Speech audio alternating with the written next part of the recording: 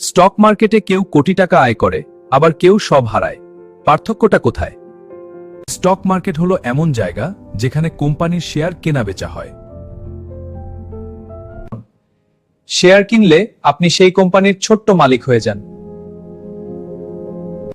Company লাভ করলে আপনার লাভ, ক্ষতি হলে আপনার ক্ষতি।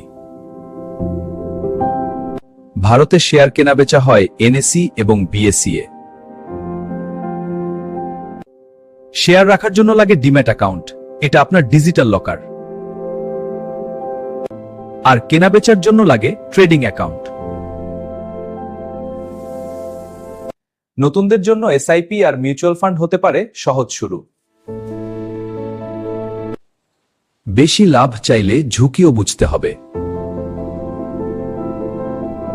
সব টাকা এক জায়গায় রাখবেন না, ভাগ করে বিনিয়োগ করুন।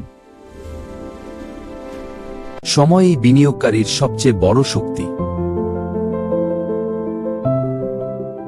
স্টক মার্কেট গ্যাম্বল নয়, শিখুন, ধৈর্য ধরুন, নিয়মিত থাকুন, সফলতা আসবেই।